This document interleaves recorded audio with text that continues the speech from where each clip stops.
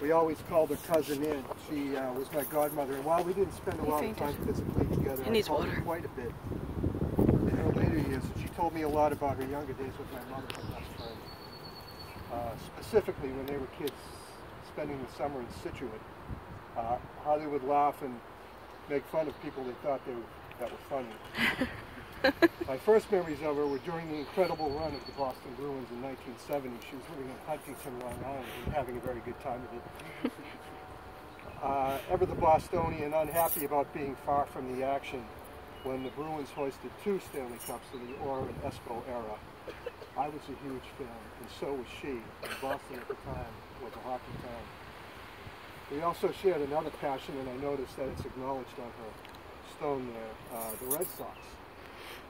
For my money, the 75 series was the most exciting of them all. And she shared that enthusiasm with me, and then ultimately my despair when it was all over.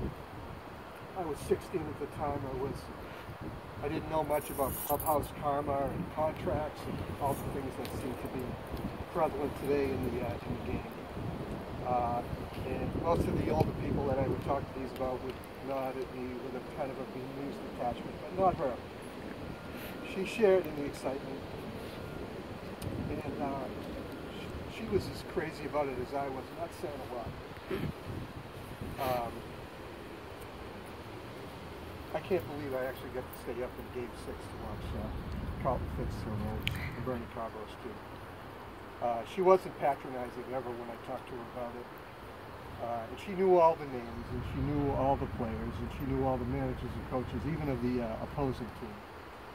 And curiously enough, when I was about 7 years old, I came home from school, and there was my mother, who never cared a whit about any of this, watching the 67 series on TV. So I'm wondering if she had a hand in that.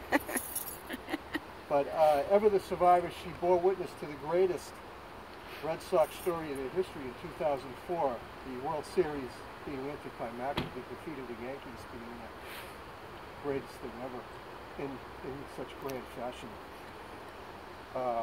And when I made my weekly calls to her when she was living up in Maine, I would try to get her on board with the Patriots, but it just didn't really happen.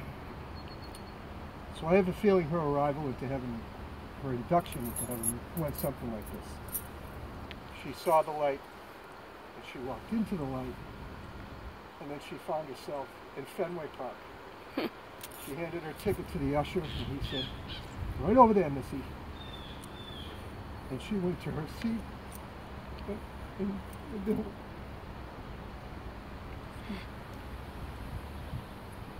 there was her brother, and her father, and his father, and probably my grandfather, Amby.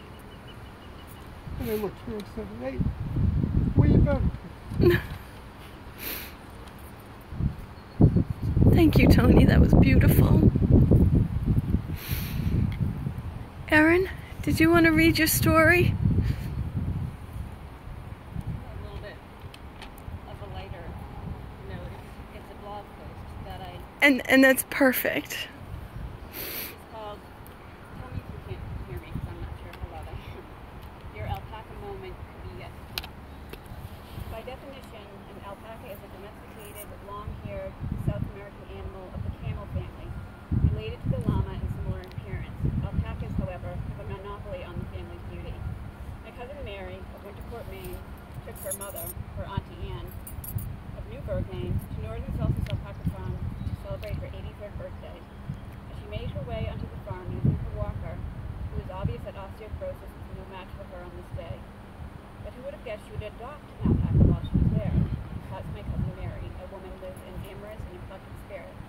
Auntie Anne's alpaca's name was Mary Lou. Mary Lou lived at this Northern Solstice Alpaca Farm, and Auntie Anne had unlimited visitation until her death at age 89. She and Mary became frequent visitors of the farm, with its myriad of alpacas of different colors and sizes, sauntering about the field dotted with wildflowers, as though they were mingling.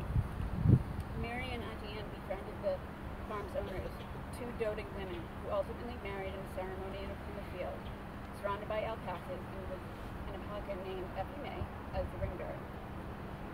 My cousin and aunt, of course, sat in the field amongst the alpacas as distinguished guests at the celebratory event. After the ceremony, Auntie Anne found herself at her wedding on the dance floor with her walker.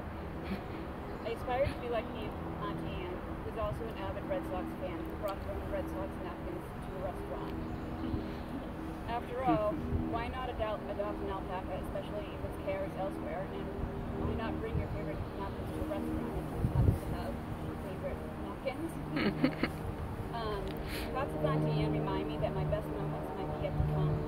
I define the quality of my life based on moments, because as the clock ticks toward midnight each New Year's Eve, the previous year might reflect pleasant emotions I cannot hold sacred small intervals of 60 seconds that brought me joy. I know that the moment that Mary Lou ambled before Auntie Anne on her 83rd birthday, another rich chapter in her life had merely begun.